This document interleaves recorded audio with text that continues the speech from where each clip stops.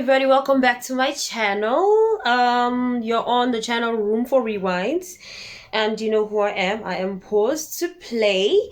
And on today's Ending Explained, we'll be doing this very great movie called Men.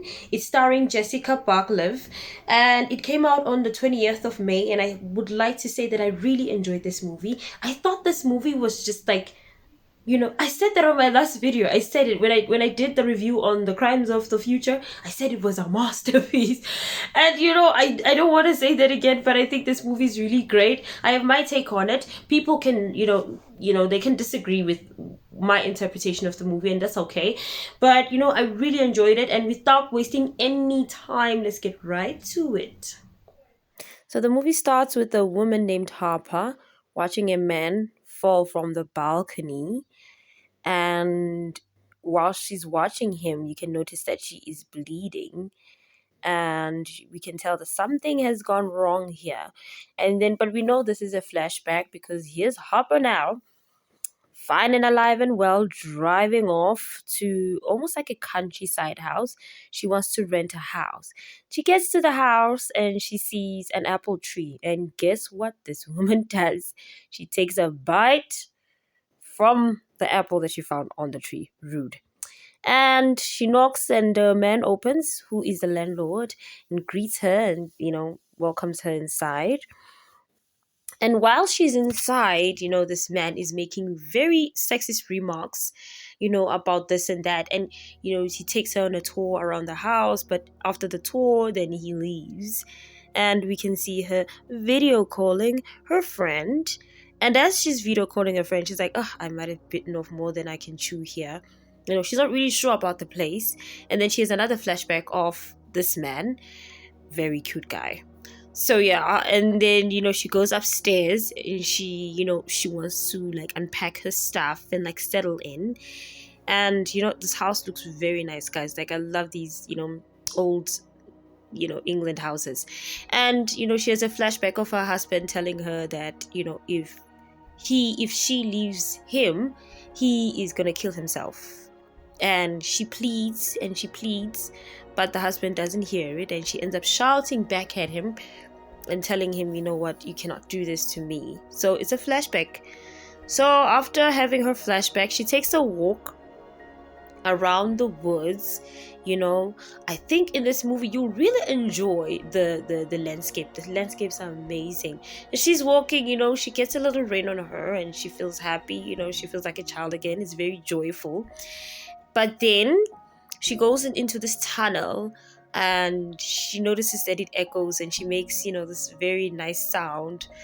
Yeah, and you'll hear it throughout the movie. But then she notices that there's a man that's actually sitting at the end of the tunnel, and the man gets up and starts chasing her.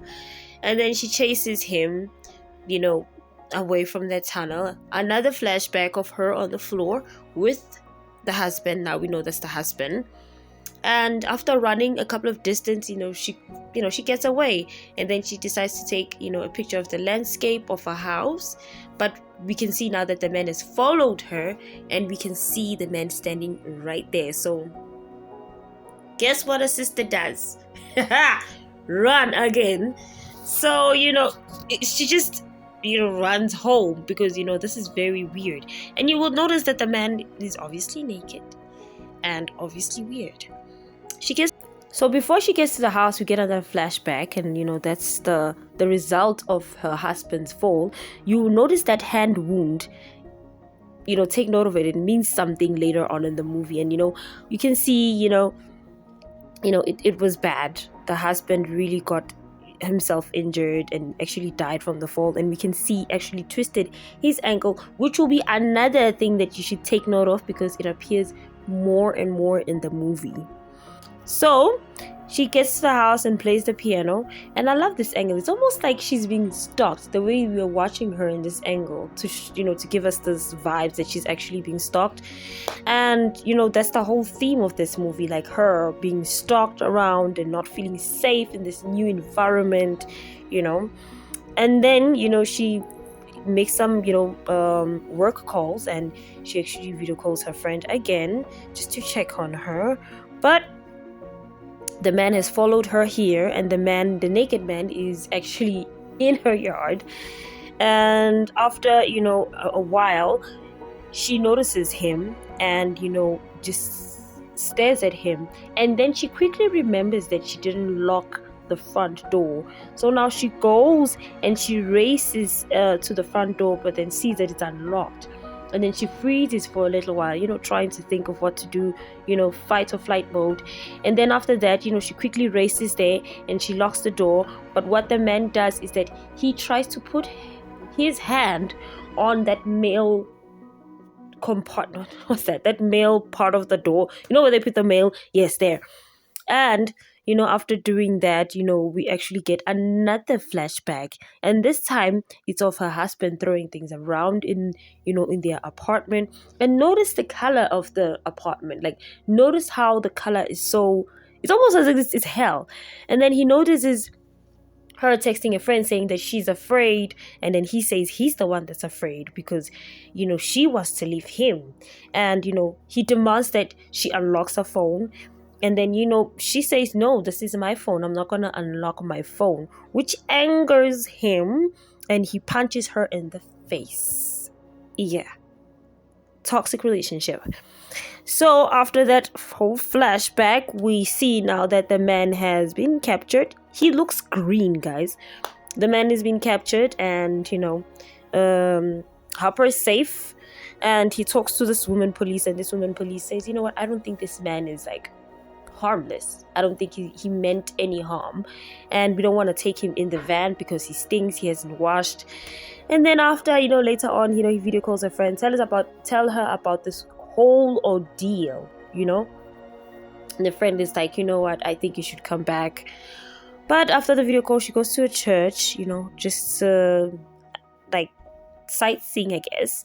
And then she happens to sit down and have another flashback where after she was hit by this husband of hers, she just went ballistic and started saying that she doesn't care whether he kills himself. She doesn't want to see him again, which is an understandable reaction from him. And yeah, he just chases him out of the apartment and says, you know what, go do whatever that you want to do. I don't care if you kill yourself, because this wasn't helpful. This wasn't winning me back in any way, shape, or form. So yeah, now we have a picture of what really happened. Now we're starting to get a picture of what happened, what brought her here. And then she screams after thinking about that moment. We can tell that this moment is just one of those moments that still haunt her. And she walks out and she meets this guy. I don't know, is it a guy or a little boy or a teenager, something like that. And he wants to play hide and seek. She doesn't. She gets saved by this priest, the vicar, and they talk, and she tells him actually that after she pushed him out of his apartment, the husband actually committed suicide that day when she was punched. That's why after, when seeing him fall, he had a nosebleed. But the priest is saying, instead of feeling empathy for her, the priest blames her, and she gets angry and she walks away. So now she goes to the bar, and then in the bar, it's more bad news. The police informs her that they couldn't keep that crazy naked man in jail. They had to let him go. And, her landlord, he just keeps suggesting, like, can I buy you a drink? And he's insisting, and he's just being so pushy about it. And then she walks out, goes home, video calls her friend again. And then when she's video calling her friend is like, come back, you need to come back, leave that place. She gets a text messages saying that I already know where you are. And and then she knows that somebody's texting her, and then she sees the lights flashing, and then she goes outside and sees that it's a policeman. Like, what? And it's so weird. She's looking at him, trying to ask him what's going on, but she just keeps quiet. He disappears, and the apples from the tree, they all fall down to the ground. And then after that, he can see that man who wanted to play hide and seek charging at him, running towards him. So she runs into the house and actually shuts the door. And then after shutting the door, she hears some, activity in the kitchen. And then the landlord comes in because, he heard all the scuffle, and actually just goes into the kitchen and investigates. And then he finds a black crow. just lying on the floor there. And he's like, oh, this is nothing to worry about. I'll take care of it. I'll protect you, and says some sexist things again. Goes outside with her, checking around the perimeter, making sure that everything is safe for her. And then after that, she meets the naked guy just standing there, like just looking at him. And then, the most weirdest thing happened. The naked man blows some dandelions in her face, and that actually dazes her out. And we can see tears running down her face, and it's almost like she's dazed or, I don't know, in a trance of some sorts. And then she slowly walks into the house, but then we see the statue, which I'll tell you the meaning of. And then, she walks into the house, and then she's walking, like, she's not even afraid this time. She walks just calmly into the house. And then the man holds out his hand, closes the door, and then the naked man holds out his hand, and then she touches it. But he grabs it so tightly. It's almost as a representation of how his relationship was. And then he stabs the hand. Oh my god, and this gory scene, and he's trying to pull the hand away with the knife in between, and the hand ends up getting sliced in half. And then she meets the hide and seek guy, and we can see that the hand is actually sliced in half. So it's almost like a representation of what happened to her husband. These people are coming to her in a representation of the husband. And he wants to play hide and seek, of course. I guess that's what the relationship felt like with the husband. And then the vicar then steps in. The vicar also, his hand is sliced in half. And the thing that's interesting that he just said, you sing to me, you do all those things to me. I've seen your mouth and your legs open in every conceivable position. This is the power that you have over me. So this is the kind of thing that men would say, like excuses that they would say if they hurt women and they do things wrong to women. She stabs the vicar, and she runs off in the car, but then she knocks over the landlord by mistake, and the landlord gets up and then pushes her out of her own car and drives off. But then we can see this nice scenery of the stars, and that has a meaning also. We'll get to it. And after seeing the stars, he chases her around the yard and then crashes the car, actually. And you can see that's how her husband was, chasing her around, stalking her again. And then we can see the naked man. Now his face is totally green, and it's a representation of the statue that he saw inside the church. And the green man's stomach starts inflating, and it's almost like he's pregnant. Actually, he is. And then he gives birth. It's a graphic scene, guys. It's the most graphicest thing you will ever see. And gives birth to this human, I'm not sure if it's a boy or girl or male or female, but it looks like, Harper. And then this human screams, and, the stomach inflates. Then he or she gives birth to this human, who is just like a mix of the two, and then looks like the landlord again. And then it crawls into the house, and the stomach inflates again, and then it gives birth to, this human again. I would say that's the third one. Yes.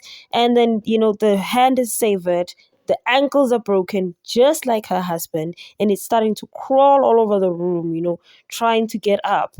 And then as it's trying to get up, you can see with the severed hand, and it's so bloody. I mean, the scene is so gory.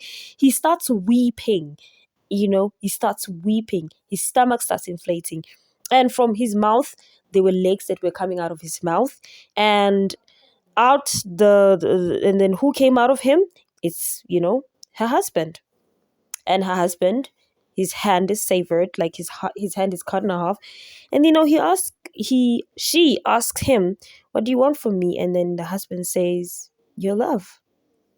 For me, those were the 5 steps of grief or guilt, And I actually felt like those, because after talking to her husband, in that really messed up form, she was able to she was able to move on and be happy. I think this whole experience was just her grief or her guilt, and those bodies that just kept popping up and whatever. I think for me, those were the 5 stages of grief. And I think the 5 stages of grief, there's a diagram of the 5 stages of grief there on your screen, and I think that's what it was.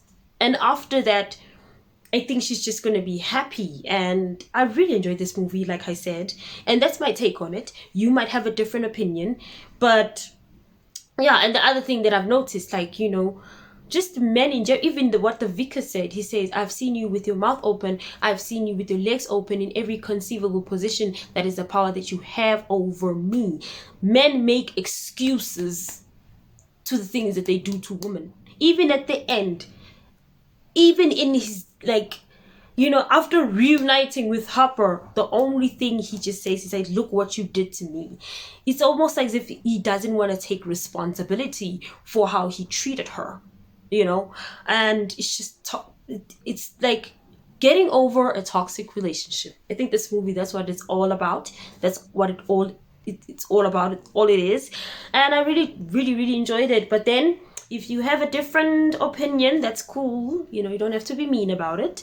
And yeah, that was it. You were on Room for Rewinds, and you know what? Thank you for sitting here with me and doing this review and this ending explain. You can catch me on all platforms. You can catch me on Instagram, Room for Rewinds, and you can catch me on Facebook, which is #Room for Rewinds, and also I am on Twitter, Room for Rewinds as well. So you know what? I really enjoyed this. I really enjoyed being here with you, and goodbye.